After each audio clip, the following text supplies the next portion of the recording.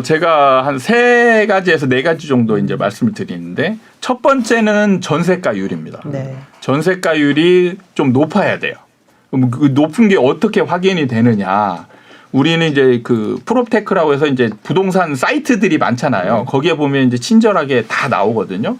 그러면 내가 원하는 지역, 특히 뭐 서울이다. 그럼 서울의 전세가율의 그래프를 보는 거죠. 역대 그래프를 봤을 때 이제 서울의 가장 집 그 가격이 낮았던 시점이 2012년, 13년도거든요.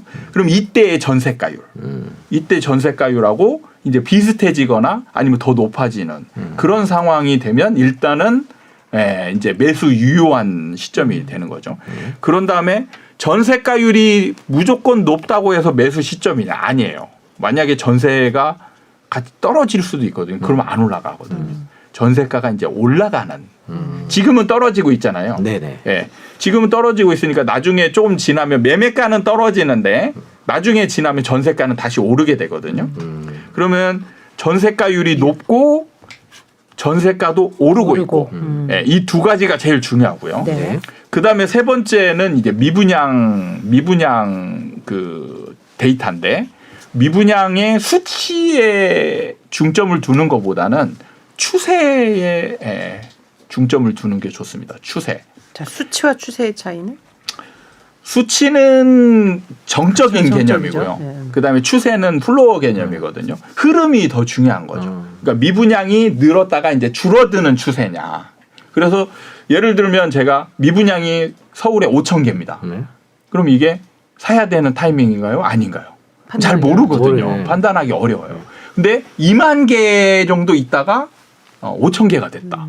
그러면은 굉장히 지금 좋아지는 상황으로 가고 있는 거잖아요. 근데 한 2천 개, 뭐 1, 2년 전에 2천 개 정도 있었는데 지금 5천 개다. 그럼 늘어나는 중이잖아요. 그럼 굉장히 지금 상황이 안 좋은 거라는 거죠. 그러니까 수치만 보면 안 되고 이 흐름, 그러니까 미분양 개수가 줄어들고 있는 상황이냐. 그럼 이 2가지를 현재에 대응해서 집어넣어서 여쭤보면 지금 현재 전세가율과 전세가 상승 하락폭 그다음에 미분양 추세. 그러니까 지금 같은 경우 서울 수도권 위주로 말씀드린다면 서울 수도권의 전세가율은 51%예요. 네. 역대 이제 높을 때 가보면 한 75%까지 가거든요. 그럼 지금 엄청 낮은 거죠. 낮은 거다. 그럼 지금 같은 경우는 전세가율 추세로 볼 때는 절대 매수 금지 타이밍인 거죠. 그다음에 전세가가 올라가고 있느냐? 아니 떨어지고 있죠. 그러니까 올라가더라도 전세가율이 좀 높아져서 한 70%대 갈 때까지 이게 2가지가 엔드 개념이에요. 전세가율도 높고 전세가도 오르고 있고 엔드 개념입니다. 그래서 그런 상황이어야 되는데 지금 같은 경우는 전세가가 떨어지고 있고 그다음에 이제 미분양 추이를 보면 서울의 미분양은 지금 한 700개에서 800개 정도 되거든요. 근데 이게 굉장히 작아요. 네. 작은데 이게 추세로 보면 없다가 제로였다가 지금 800개까지 늘어난 상황이라는 거죠. 그리고 앞으로 늘어날 수 있는 더 늘어날 수 있는 그런 상황이기 때문에 서울 수도권 같은 경우는 이 수치만 봐도 절대. 지금 매수 금지 타이밍인 거죠. 3가지 기준을 말씀해 주셨는데 3가지 다 다 아니군요. 현재로서 네, 그렇다. 네. 그러니까 그러면 지금 뭐 그거는 뭐 고민할 필요가 없어 보이네요. 그러면. 네. 그러면 이제 최고 바닥점을 아까 5년 뭐 6년 뭐 정확히 예측은 못 하더라도 네. 좀 기다려야 되면 그러면 무주택자들은 일단은 이 전월세나 이런 그 추가 비용이 안 드는 걸 통해서 살고 이 시기까지 좀 기다리는 게 낫겠다 이렇게 봐도 돼요. 당연히 그렇죠. 집 이제 시드머니를 모아놓는 게 가장 중요하죠. 이 내가 가진 원금 시드머니를 잃는 것보다는 이걸 좀 쌓아야 되잖아요. 쌓으려면 일단은 지금은 임대가 훨씬 더 유리한 돈을 모으기가 훨씬 더 유리한 상황이고 그 다음에 이제 열심히 원화 채굴을 해야죠. 일해가지고 그 동안에 이제 뭐 비트코인이다 아니면 주식이다 아니면 부동산이다 상승장하고 맞물려서 내가 원래 일하던 본업에 약간은 소홀했을 가능성이 많거든요. 네. 한 2년간. 지금은 이제 그런 마음을 버리고 본업에 충실해서 이제 본업을 통해서 좀 이제 돈을 벌어서 시드머니를 모아서 제가 강조하지만 바닥권에서 2-3채 사시면 되는 거예요. 지금 어렵게 한 채 사려고 하지 말고 바닥권에서 2-3채 사는데 그때 사면 얼마나 좋냐면 세제 혜택이 들어가 있을 가능성이 많아요. 많이 내려가 있어서. 예.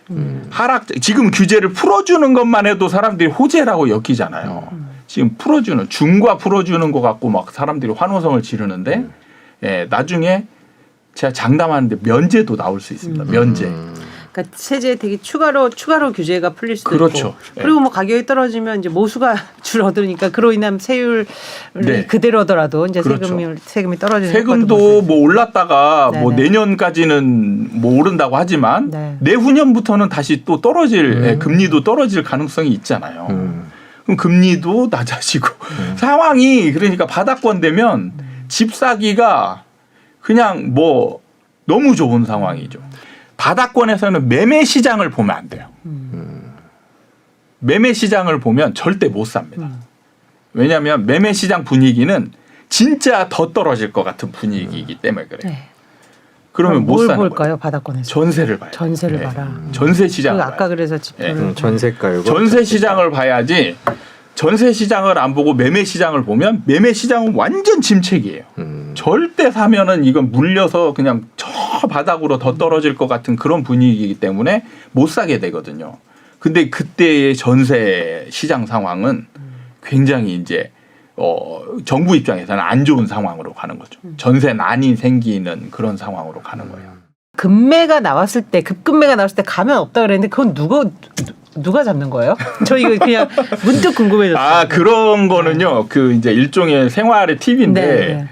그 부동산을 갔을 때 바로 사려고 하지 말고 네. 이럴 경우에는 여유 있게 명함 자기 가지고 있는 자기 명함을 돌려주고 오면 돼요. 네. 그래서 자기가 제시하는 금액 터무니없는 가격 말고 좀 가능성이 있는 가격대를 얘기하거나 아니면 그냥 좀 추상적으로 급매 정말 급매다라고 생각하는 게 있으면 바로 연락을 줘라. 그러면 저 여기서 이제 중개사한테 좀 확신을 줘야 돼요. 확신을 줘야 연락이 오지. 확신을 안 주면은 다 그런 사람들 많거든요. 그래서 나는 무조건 돈 가지고 대기하고 있을 거다. 그럼 네가 이렇게 급매를 주면 나는 돈 바로 쏠게. 이런 식으로 얘기를 하고 오면 반드시 연락이 올 겁니다. 아 그래요? 예.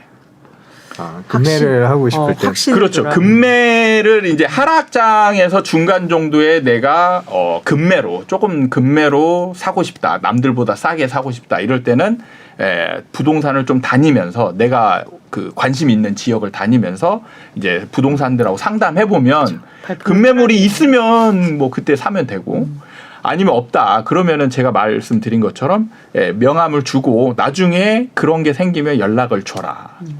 그러면은 그러니까 연락이 이건- 올 겁니다. 지금까지 봤을 때는 급하게 지금은 사려고 할 필요는 없는 시장이라는 거죠. 충분히 하락한 다음에 그 다음에 사도 늦지 않고 지금 많이 떨어졌다고 해서 지금 사봤자 올라가는 게 아니고 이제 안 떨어지더라도 옆으로 기는 상황만 벌어지는 거죠. 그러면은 이제 주거로서의 역할만 하는 거거든요. 그럼 여기서 냉정하게 따져봤을 때 주거 비용이 어떤 게 유리한가 이걸 따져봐야죠. 근데 지금 매매가는 어쨌든 전세가보다 훨씬 비싸니까 그럼 똑같은 주거만 해결한다고 했을 때는 돈이 적게 들어가는 전세로 들어가는 게 훨씬 더 유리한 거죠. 지금 서울의 전세가율은 51%거든요.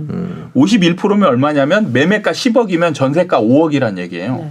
그러면 만약에 지금 10억 주고 주거를 해결하면 내 돈 10억이 들어가거나 아니면 5억에다가 그 대출 5억을 5억이 들어가야 되는 되는 거죠. 거잖아요. 그럼 5억에 따른 이자를 내야 되는 거고 네.